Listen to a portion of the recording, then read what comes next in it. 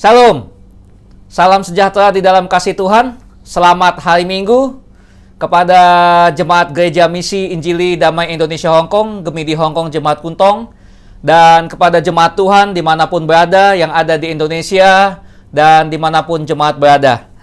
Puji Tuhan kita bisa melalui bulan April dengan pertolongan Tuhan, dan kita bisa masuk di bulan Mei ini oleh karena anugerah Tuhan. Kita di Hong Kong, peraturan baru di Hong Kong sejak tanggal 29 Maret kita tidak bisa ibadah di gereja. Dan nanti sampai tanggal 7 Mei, itu adalah hari terakhir di mana peraturan baru di Hong Kong tidak boleh kumpul lebih dari 4 orang. Dan dendanya $2.000 Hong Kong, denda maksimalnya adalah $25.000 Hong Kong dan penjara 6 bulan. Ya, puji Tuhan, kalau Tuhan berkenan, kalau Tuhan berkehendaki, kita akan masuk lagi dalam ibadah hari Minggu. Ya, setelah tanggal 7 nanti, dan minggu depan kita akan masuk dalam ibadah hari Minggu di gereja. Jemaat yang terkasih dalam Tuhan, sebelum kita membaca dan merenungkan firman Tuhan, mari kita berdoa. Bapa kami yang di surga, yang kami sembah dalam nama Tuhan Yesus, terima kasih Tuhan, Engkau sungguh luar biasa, Engkau begitu baik, Engkau begitu mengasihi kami. Terima kasih Tuhan, selama 6 hari lamanya Tuhan sudah menyertai kami dalam pekerjaan kami, pelayanan kami, dan segala hal yang kami lakukan untuk kemuliaan nama Tuhan. Terima kasih Tuhan untuk kesehatan, kekuatan, nafas kehidupan yang Tuhan berikan kepada kami semua. Terima kasih Tuhan untuk kebutuhan-kebutuhan kami yang Tuhan cukupkan. Terima kasih Tuhan untuk semua kebutuhan gereja yang Tuhan cukupkan. Terima kasih Tuhan Yesus, Engkau sungguh luar biasa, Engkau begitu baik, Engkau begitu mengasihi kami. Di tengah-tengah situasi yang sulit ini Tuhan, yang kami alami dan juga yang dialami oleh dunia ini Bapa, tapi kami bersyukur untuk kasih dan pemeliharaan Tuhan. Tuhan, kami ingin membaca dan merenungkan firman-Mu. Kiranya Engkau menolong kami, memimpin kami dalam membaca dan merenungkan firman-Mu. Segala kuasa iblis, segala kuasa yang bukan dari Tuhan, kami tolak, kami patahkan kuasanya dalam nama Tuhan Yesus.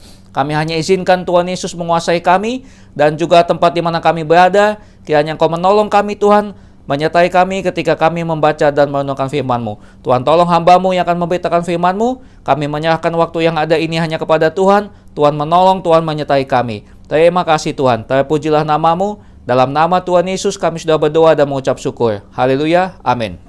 Jemaat sekalian, sebelum kita membaca firman Tuhan, mari kita membaca dulu nats pembimbing kita. Sebelum kita merenungkan firman Tuhan, mari kita membaca dulu nats pembimbing kita dari surat Galatia pasal 6 ayat 9. Surat Galatia pasal 6 ayat 9. Demikianlah nats pembimbing kita hari ini. Janganlah kita jemu-jemu berbuat baik, karena apabila sudah datang waktunya, kita akan menuai jika kita tidak menjadi lemah. Mari kita membuka firman Tuhan yang akan kita renungkan hari ini sesuai dengan nats firman Tuhan dan tema yang sudah diberikan kepada kita. Mari kita membuka kitab 1 Raja-Raja pasal 17 ayat 7 sampai 24. Demikianlah firman Tuhan. Ayat 7, Elia dan janda di Safat. Tetapi sesudah beberapa waktu, sungai itu menjadi kering, sebab hujan tiada turun di negeri itu. Maka datanglah firman Tuhan kepada Elia, bersiaplah, pergi ke Safat yang termasuk wilayah Sidon, dan diamlah di sana. Ketahuilah, aku telah memerintahkan seorang janda untuk memberi engkau makan. Sesudah itu ia bersiap, lalu pergi ke Safat. Setelah ia sampai ke pintu gerbang kota itu, tampaklah di sana seorang janda sedang mengumpulkan kayu api. Ia berseru kepada perempuan itu, katanya, cobalah ambil bagiku sedikit air dalam kendi, supaya aku minum. Ketika perempuan itu pergi mengambilnya, ia berseru lagi, cobalah ambil juga bagiku sepotong roti.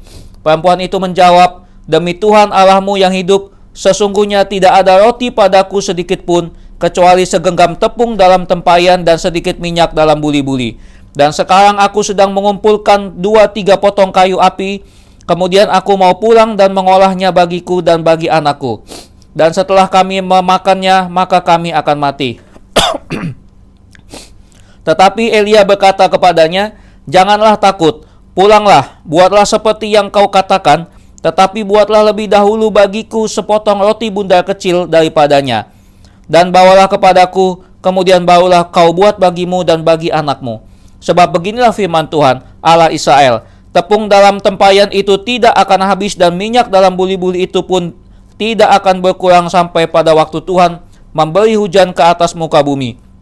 Lalu pergilah perempuan itu dan berbuat seperti yang dikatakan Elia. Maka perempuan itu dan dia serta anak perempuan itu mendapat makan beberapa waktu lamanya. Tepung dalam tempayan itu tidak habis, dan minyak dalam buli-buli itu tidak berkurang, seperti firman Tuhan yang diucapkannya dengan perantaraan Elia.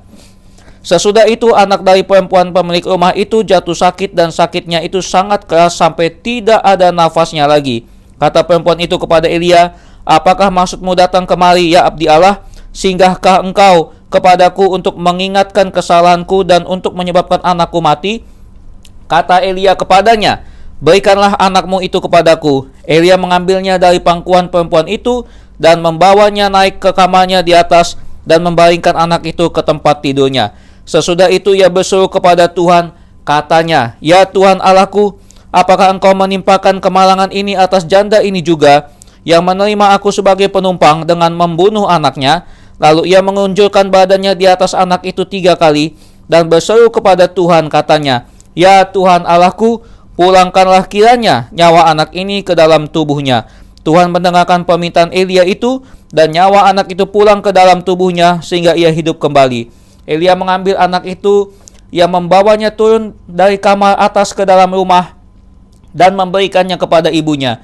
Kata Elia, ini anakmu, ia sudah hidup. Kemudian kata perempuan itu kepada Elia, sekarang aku tahu bahwa engkau abdi Allah dan firman Tuhan yang kau ucapkan itu adalah benar. Amin. Berbahagialah kita membaca dan merenungkan firman Tuhan dan melakukannya dalam kehidupan kita setiap hari. Tema kita pada hari ini adalah menjadi berkat di masa sukar. Menjadi berkat di masa sukar.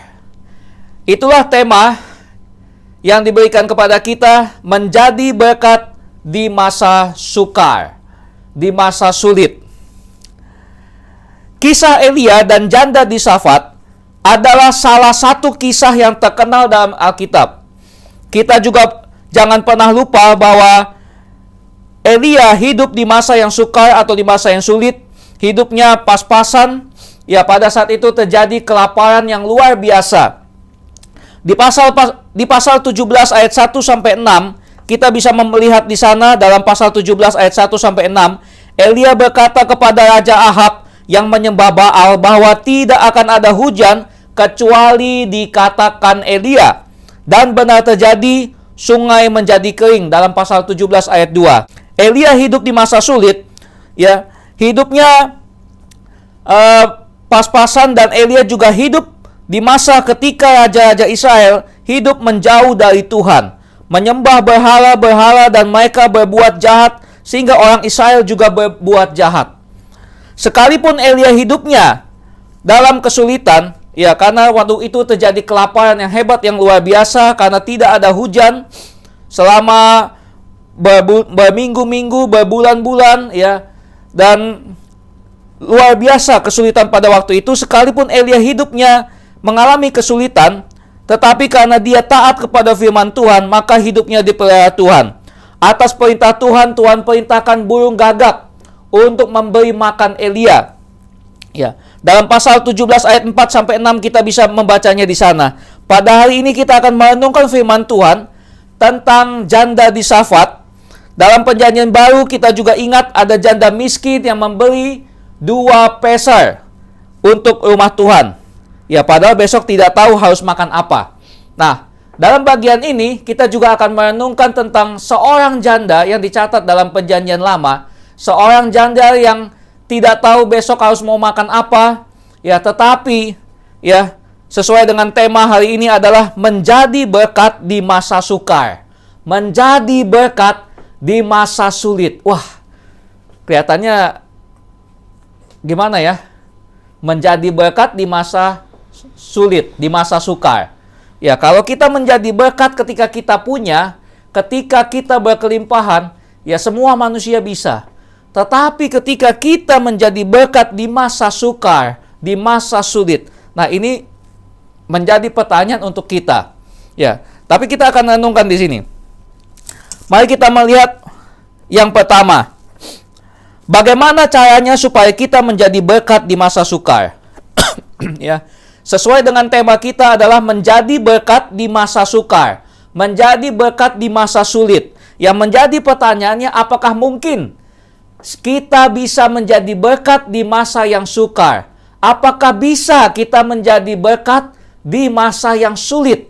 Ya, apalagi dengan situasi sekarang ini, Indonesia, Hong Kong, ya, seluruh dunia, ya, di tengah-tengah situasi yang sulit masa pandemi virus corona ini, ya, itu ada begitu banyak orang yang kehilangan pekerjaan, ada begitu banyak orang yang sulit untuk makan, memenuhi kebutuhan hidup sehari-hari.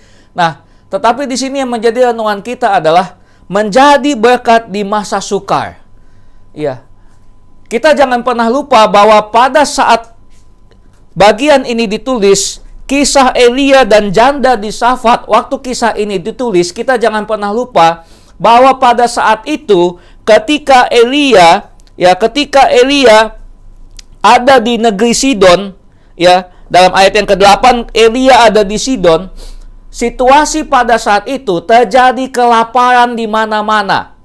Bangsa Israel memuja Baal, ya, memuja dewa Baal. Bangsa Israel menjauh daripada Tuhan. Ya, raja-raja Israel hidup berbuat jahat di hadapan Tuhan, sehingga menyebabkan umat Tuhan, sehingga menyebabkan rakyat Israel juga mereka melakukan kejahatan di mata Tuhan. Dan waktu itu Elia berkata, ya, tidak akan ada hujan kalau tidak kukatakan. Dan benar, ya, sehingga benih apapun yang dilempar, yang ditanam, yang dia usahakan oleh orang tidak akan bisa menghasilkan karena tidak ada hujan. Nah, jadi siapapun orang itu, ya, kalau kita bayangkan, ya, kalau situasi kelaparan, ya, seperti kayak waktu di tanah Mesir, ya, terjadi kelaparan yang hebat di mana-mana, biarpun orang punya uang, biarpun orang kaya, tapi tidak bisa membeli sesuatu, ya, itu sia-sia, ya. Jadi di sini kita lihat menjadi berkat di masa sukar.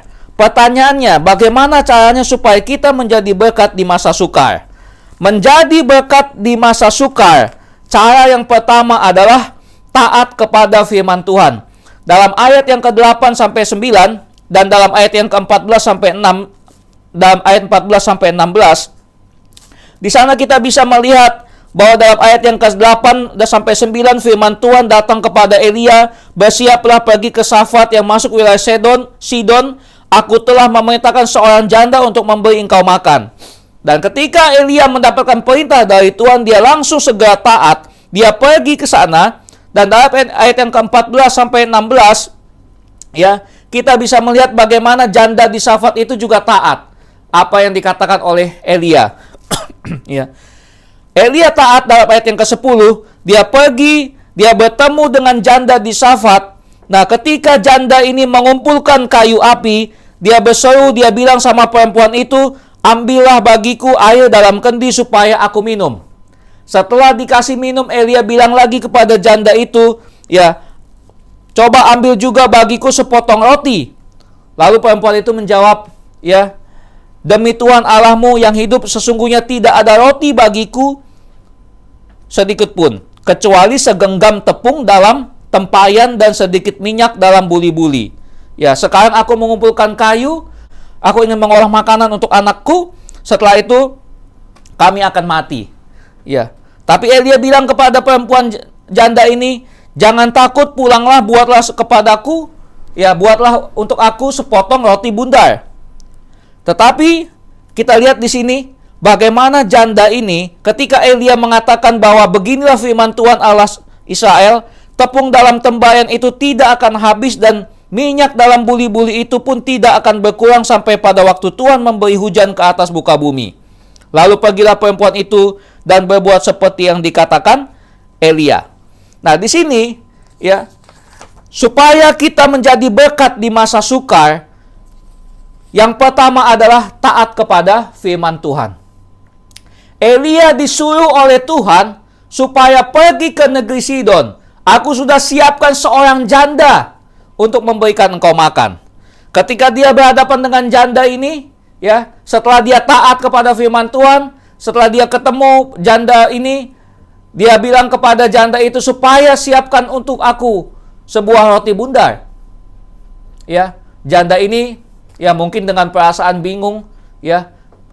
Besok aku nggak tahu harus mau makan apa lagi, ya. Hari ini saya harus membuat untuk anakku, ya. Tetapi Elia tetap katakan kepada janda itu, buatlah bagiku sebuah roti bundar. Ya. Tetapi ketika si janda ini mendengar Elia mengatakan, beginilah firman Tuhan Allah Israel, tepung dalam tempayanmu itu tidak akan habis, dan minyak dalam buli-buli itu pun tidak akan berkurang sampai waktu Tuhan memberi hujan ke atas muka bumi. Ya, dia percaya kepada firman Tuhan. Ya, nah di sini luar biasa. Ya, ketika tidak ada hujan selama kurang lebih, kita mencatat 3 tahun 6 bulan pada masa kitab raja-raja. Ya, yang begitu lama. Tetapi di sini si janda ini dia taat. Ya. Terjadi kelaparan di seluruh negeri. Ya, dalam Lukas pasal 4 ayat 24 sampai 26 mencatat bahwa hujan tidak datang selama 3 tahun 6 bulan. Ya. 1 Raja-Raja pasal 17 ayat 7 sampai 16 di sini mencatat terjadi kelaparan yang luar biasa. Elia dan janda di Safat sama-sama hidup di masa yang sukar, sama-sama hidup di masa yang sulit. Ya. Dan di sini luar biasa, ya. Dalam masa kelaparan ini terjadi sampai masa Nabi Elisa. Sampai terjadi pada masa Nabi Elisa. Di zaman Nabi Elisa, saking hebatnya bencana kelaparan itu, 1 kepala keledai harganya 80 sikal perak. Mahal sekali, ya. Biarpun kita punya uang banyak, tapi kalau bahan makanan tidak ada, ya, apapun yang bisa jadi makanan itu sangat mahal. Kita bisa bayangkan, 1 kepala keledai, kepalanya saja harganya 80 sikal perak. Ya, 1 sikal itu 11,4 gram. Ya, tinggal dikalikan saja. Ya, harga 1/4 cup, ya. Harga 1/4 cup tahi merpati. Waduh, ini Alkitab mencatat tahi merpati, kotoran burung merpati. Ya, itu harganya kurang lebih, ya, itu 5 sikal perak. Ya, 1/4 cup tahi merpati itu 5 sikal perak. 1 cup itu kurang lebih 2 liter. Kalau 1/4 cup kira-kira setengah liter. Harganya 5 sikal perak. Wow, saya sempat bayangkan ini tahi merpati, kotoran merpati, ya, maksudnya untuk dimakan, ya. Saya sempat, wow, berarti ini kelaparannya ini luar biasa banget, mengerikan. Ya, kemungkinan lebih parah daripada masa waktu di tanah Mesir terjadi kelaparan yang hebat. Ya. Lalu dalam Nabi Elisa yang paling mengerikan di zaman Elisa, ya, jadi dari zaman Elia, 1 Raja-Raja, sampai kitab 2 Raja-Raja pasal 6 ayat 25, ya, di sana itu terjadi kelaparan yang hebat, yang luar biasa. Ya, ya, bahkan ada sampai seorang ibu harus memakan anaknya sendiri. Ya, inilah akibat dosa. Akibat dosa yang dilakukan oleh raja-raja Israel yang memerintah waktu itu. Mereka tidak menyembah Tuhan Allah. Mereka tidak menyembah Tuhan yang hidup, yang mereka percayai sejak zaman Abraham, Ishak, dan Yakub. Sejak mereka percaya sejak zaman dahulu kala, ya, mereka melakukan dosa. Ya, itulah ketika raja melakukan dosa, rakyat pun berbuat dosa. Ya, akibatnya terjadi kelaparan yang hebat, yang luar biasa. Ya. Jadi jemaat yang terkasih dalam Tuhan, inilah pentingnya bagi kita, jangan sampai kita hidup di dalam dosa, sebab ketika kita hidup dalam dosa, berarti kita sudah tidak taat kepada firman Tuhan. Ya. Ketika kita hidup dalam dosa, kita sudah tidak taat kepada firman Tuhan. Ya. Pernikahan yang kita jalani, apakah pernikahan yang sesuai dengan firman Tuhan? Pertemanan atau persahabatan yang kita jalani, apakah sesuai dengan firman Tuhan? Ya. Kita berteman atau bersahabat dengan orang lain, apakah semakin membuat kita semakin dekat dengan Tuhan? kita berteman dengan orang lain atau bersahabat dengan orang lain, apakah semakin membuat kita semakin dekat dengan anak-anak Tuhan yang mencintai Tuhan? Pertemanan kita, persahabatan kita dengan orang lain, apakah membuat kita semakin dekat, semakin rajin ke gereja, atau semakin membuat kita jauh dari gereja? Ya, apakah semakin membuat kita mencintai gereja, atau kita menjauh dari gereja, dan lain-lain dan sebagainya. Ketika Elia taat kepada firman Tuhan, Elia dikasih makan burung gagak. Ya, dalam 1 Raja-Raja pasal 17 ayat 1 sampai 6 kita bisa melihat di sana. Ketika Tuhan perintahkan Elia untuk pergi ke tepi sungai Kerit, ya, Tuhan katakan, aku sudah perintahkan burung gagak untuk memberikan engkau makan.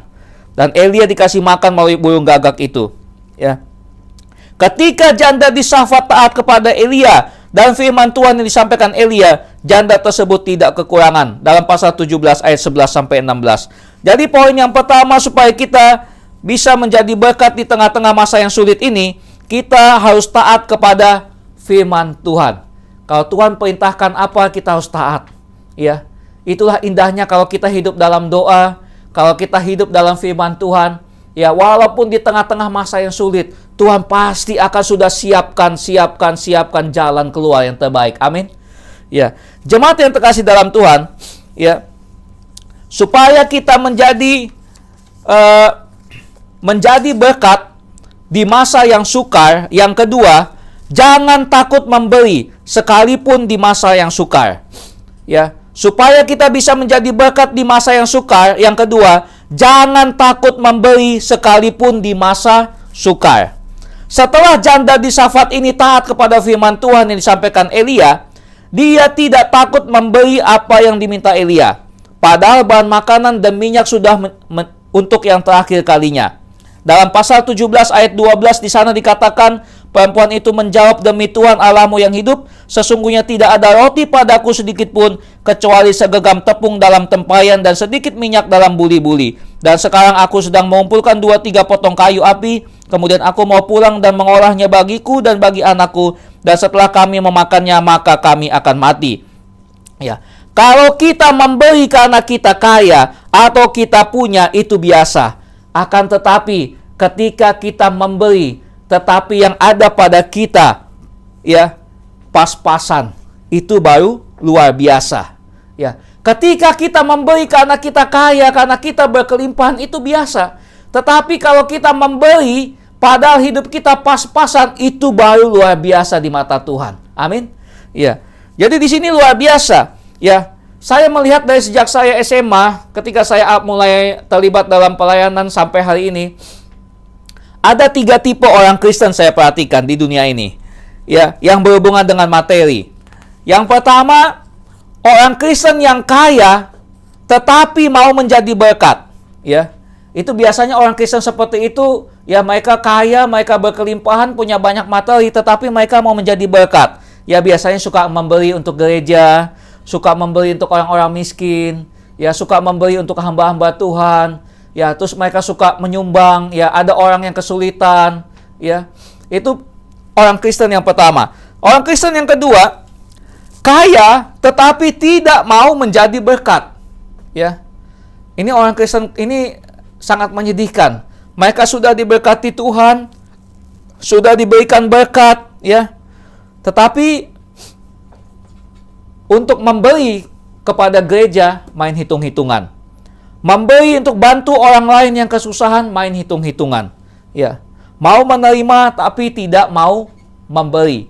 Ya, diberkati tetapi tidak mau menjadi berkat. Lalu yang ketiga, orang Kristen yang ketiga tidak kaya, hidupnya sederhana, pas-pasan, tetapi mau menjadi berkat. Seperti janda Safat ini. Ya, janda Safat ini orangnya hidupnya pas-pasan. Ya, dia punya anak, dia nggak punya anak. Alkitab mencatat tidak punya anak laki-laki. Ya, kasihan. Ya, dia anaknya perempuan. Nah, jadi janda ini dia hidupnya pas-pasan tetapi mau menjadi berkat. Nah, itulah yang ketiga, ada tipe orang Kristen seperti itu. Ya. Seperti janda Safat ini, janda dalam Perjanjian Baru juga ada, kita masih ingat ketika dia memberi 2 peser untuk rumah Tuhan. Ya. Saya ingat istri saya pernah bercerita kepada saya ketika istri saya pelayanan di satu desa, ya di Jawa Timur. Istri saya melihat bagaimana ada seorang ibu, ya, suaminya dan ibu itu hidupnya sederhana, tetapi ya ketika istri saya melayani di desa itu, ketika istri saya menginap di rumah ibu itu memberi, ya. Walaupun hidupnya sederhana, tetapi dia memperhatikan pekerjaan Tuhan. Dia memperhatikan hamba Tuhan. Wah, luar biasa. Bukan orang yang berkelimpahan secara materi, tetapi dia sebagai orang desa, sebagai orang yang hidupnya sederhana, tapi dia memperhatikan pekerjaan Tuhan. Dia memperhatikan hamba-hamba Tuhan. Wah, luar biasa. Ya, saya sempat terharu waktu mendengar kesaksian itu. Ya. Amsal pasal 11 ayat 24 sampai 25 berkata, ada yang menyebar harta tetapi bertambah kaya. Ada yang menghemat secara luar biasa, namun selalu berkekurangan. Siapa banyak memberi berkat, diberi kelimpahan. Siapa memberi minum, ia sendiri akan diberi minum. Itu kata Amsal pasal 11 ayat 24 sampai 25. Di zaman Tuhan Yesus, ada perempuan-perempuan kaya yang melayani Yesus dengan kekayaan mereka. Dalam Lukas pasal 8 ayat 1 sampai 3, mari kita membuka kitab Lukas pasal 8 ayat 1 sampai 3. Injil Lukas 8 ayat 1 sampai 3, perempuan-perempuan yang melayani Yesus. Tidak lama sesudah itu Yesus berjalan keliling dari kota ke kota dan dari desa ke desa memberitakan Injil Kerajaan Allah. Ke-12 muridnya bersama-sama dengan dia. Dan juga beberapa orang perempuan yang telah disembuhkan dari roh-roh jahat atau berbagai penyakit. Yaitu Maria yang disebut Magdalena yang telah dibebaskan dari 7 roh jahat. Yohana istri Kusa bendahara Herodes. Susana dan banyak perempuan lain. Perempuan-perempuan ini melayani rombongan itu dengan kekayaan mereka. Ya, mereka yang setelah percaya Yesus, yang telah disembuhkan oleh Yesus, mereka tahu berterima kasih kepada Yesus. Mereka melayani Yesus dan murid-muridnya dengan kekayaan mereka. Luar biasa, bukan? Ya. Ada banyak orang yang setelah disembuhkan Yesus, yang setelah mengalami mujizat dari Yesus, yang setelah ditolong oleh Yesus, mereka tidak tahu berterima kasih kepada Yesus. Ya. Ada banyak orang seperti itu. Tetapi ada juga banyak orang setelah mengalami mujizat dari Yesus, setelah ditolong oleh Yesus, mereka tahu berterima kasih. Ya. Mereka tahu, mereka memberi apa yang ada pada mereka, dan mereka memberikan juga diri mereka untuk melayani Yesus, melayani Tuhan Yesus dalam pekerjaan Tuhan. Amin. Luar biasa. Ya, jemaat yang terkasih dalam Tuhan. Ya. Dalam Matius pasal 6 ayat 33, memberikan jaminan kepada kita bahwa ketika kita mencari dahulu kerajaan Allah dan kebenarannya, maka yang menjadi kebutuhan kita akan Tuhan berikan. Amin. Surat Filipi pasal 4 ayat 19 berkata, Allahku akan memenuhi segala keperluanmu menurut kekayaan kemuliaannya dalam Kristus Yesus. Ya. Jemaat yang sekalian yang dalam kasih Tuhan, kita dapat belajar dari Rasul Paulus. Rasul Paulus telah belajar mencukupkan diri dalam segala keadaan. Dalam Filipi pasal 4 ayat 11 sampai 13, mari kita melihat Filipi pasal 4 ayat 11 sampai 13. Dalam Filipi pasal 4 ayat 11 sampai 13, di sana firman Tuhan berkata, Kukatakan ini bukanlah karena kekurangan, sebab aku telah belajar mencukupkan diri dalam segala keadaan. Aku tahu apa itu kekurangan dan aku tahu apa itu kelimpahan. Dalam segala hal dan dalam segala perkara tidak ada sesuatu yang merupakan rahasia bagiku, baik dalam hal kenyang maupun dalam hal kelaparan, baik dalam hal kelimpahan maupun dalam hal kekurangan. Segala perkara dapat kutanggung di dalam Dia yang memberi kekuatan kepadaku. Nah, di sini kita belajar dari Rasul Paulus. Rasul Paulus bersaksi bahwa dia pernah hidup yang namanya kekurangan. Tetapi Rasul Paulus berkata, aku telah belajar mencukupkan diri dalam segala keadaan. Dalam 2 Korintus pasal 8 ayat 1 sampai 7, Rasul Paulus bersaksi bahwa jemaat Makedonia sekalipun dalam masalah berat, mereka mau memberi dalam pelayanan kasih. Bahkan Rasul Paulus mengatakan bahwa jemaat Makedonia kaya dalam iman, dalam perkataan, dalam pengetahuan, dalam kesungguhan untuk membantu dan dalam kasih. Wah, luar biasa. Ya. Yang kedua, Ya. Bagian yang kedua, tadi bagian yang pertama kita sudah melihat bagaimana caranya supaya bisa menjadi berkat di masa yang sukar. Berkat yang kedua yang akan kita renungkan adalah jangan pernah menyesal setelah menjadi berkat di masa sukar dan tetap yakin pemeliharaan Tuhan. Ya. Yang kedua, jangan pernah menyesal setelah menjadi berkat di masa sukar dan tetap yakin pemeliharaan Tuhan. Ya.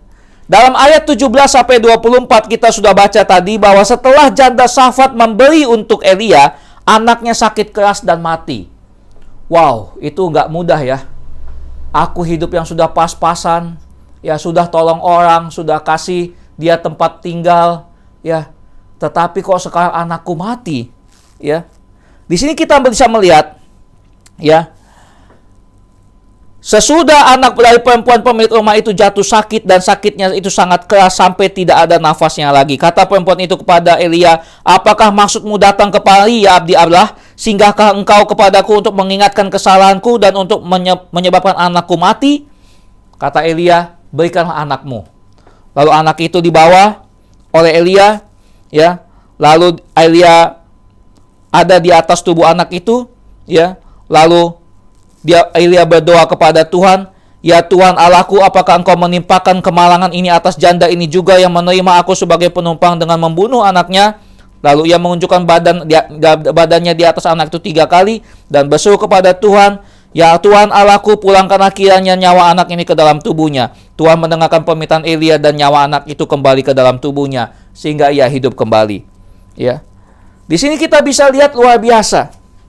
Ya, di sini luar biasa. Ya.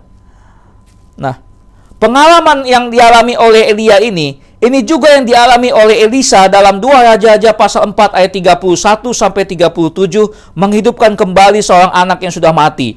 Rasul Paulus juga pernah menghidupkan kembali anak muda yang sudah mati karena jatuh dari lantai 3. Ya, dalam Kisah Para Rasul pasal 20 ayat 8 sampai 12.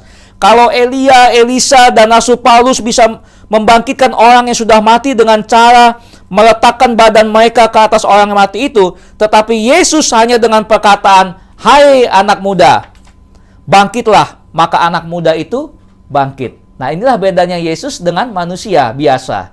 Ya, Yesus hanya mengatakan kepada anak muda di Nain itu dalam Lukas pasal 7 ayat 11 sampai dalam Lukas 7 ayat 11 sampai 17, hai anak muda, bangkitlah, anak muda itu bangkit.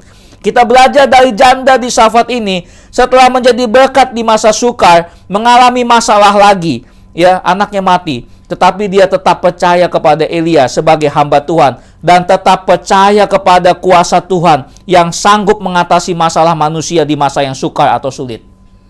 Amin. Wah, luar biasa ini janda di Safat ini. Ya, walaupun hidupnya pas-pasan, walaupun hidupnya susah, ya, tetapi dia percaya kepada Elia sebagai hamba Tuhan. Dan terlebih daripada itu, dia percaya kepada firman Tuhan. Dia taat kepada firman Tuhan, ya, yang disampaikan oleh Nabi Elia. Dia juga percaya akan kuasa Tuhan melalui Elia. Ya, luar biasa bukan janda miskin ini? Ya, jemaat yang terkasih dalam Tuhan, kesimpulan kita adalah menjadi berkat di masa sukar atau di masa sulit bukanlah perkara yang mudah, secara khusus pada situasi saat ini. Kita harus punya iman yang kuat. Ya, kita harus semakin mendekatkan diri kepada Tuhan melalui doa, membaca dan merenungkan firman Tuhan dengan sabar menanti pertolongan Tuhan. Ya. Kalau hidup kita benar, kita bukan hanya bekerja mencari uang saja, tetapi uang juga mencari kita. Ya. Saya ingat ada sebuah kesaksian, ada seorang ibu yang sangat membutuhkan uang dan dia tidak punya uang dengan jumlah yang dia butuhkan. Lalu dia berdoa kepada Tuhan, Tuhan tolong. Dia bertelut di rumahnya, dia berdoa sungguh-sungguh. Lalu setelah dia berdoa beberapa waktu kemudian, Tuhan pakai orang lain untuk menolong ibu itu. Dan ibu itu diberikan uang sesuai dengan yang dibutuhkannya. Ya, luar biasa bukan? Ya, Tuhan punya cara yang banyak sekali untuk menolong kita. Tuhan punya banyak cara untuk memberkati kita. Jangan kita takut di masa yang sulit ini. Tetaplah kita menjadi berkat di masa yang sulit ini. Amin. Saya yakin dan percaya kalau kita hidup benar di hadapan Tuhan, kita tidak akan kekurangan. Amin. Ya, yang penting hidup kita bukan dalam dosa. Kalau kita hidup dalam doa sungguh-sungguh, kalau kita hidup dalam kebenaran Tuhan dan firman-Nya, Tuhan pasti akan membela perkara kita. Amin. Mari kita berdoa. Bapa kami yang di surga, yang kami sembah dalam nama Tuhan Yesus, terima kasih Tuhan untuk firman-Mu. Kami mohon ingatkanlah kami akan firman-Mu. Berikanlah kami kekuatan supaya kami dapat hidup sesuai dengan kebenaran firman-Mu Tuhan. Tuhan tolong Bapa supaya kami tetap setia sampai akhir hidup kami sebagai pengikut Tuhan Yesus. Tuhan tolong kami supaya kami terus setia melakukan firman-Mu Bapa. Terima kasih Tuhan. Tuhan tolong mampukan kami Tuhan supaya kami tetap dapat menjadi berkat di tengah-tengah situasi yang sulit ini Tuhan. Terima kasih Tuhan. Dalam nama Tuhan Yesus kami berdoa. Amin. Jemaat yang terkasih dalam Tuhan, mari kita mengaku pengakuan iman percaya kita bersama dengan seluruh umat Tuhan di seluruh dunia. Mari kita mengaku pengakuan iman kita, pengakuan iman rasuli. Aku percaya kepada Allah, Bapa yang Maha Kuasa, Khalik langit dan bumi, dan kepada Yesus Kristus anaknya yang tunggal Tuhan kita, yang dikandung daripada Roh Kudus, lahir dari anak darah Maria, yang menderita sengsara di bawah pemerintahan Pontius Pilatus, disalibkan, mati dan dikuburkan, turun ke dalam kerajaan maut. Pada hari yang ketiga bangkit pula dari antara orang mati, naik ke surga, duduk di sebelah kanan Allah Bapa yang Maha Kuasa, dan akan datang dari sana untuk menghakimi orang yang hidup dan yang mati. Aku percaya kepada Roh Kudus, gereja yang kudus dan am, persekutuan orang kudus, pengampunan dosa, kebangkitan daging, dan hidup yang kekal. Amin. Tuhan Yesus memberkati jemaat sekalian dimanapun berada. Kita maju terus melayani Tuhan, kita maju terus menjadi berkat. Tuhan memberkati kita semua. Shalom.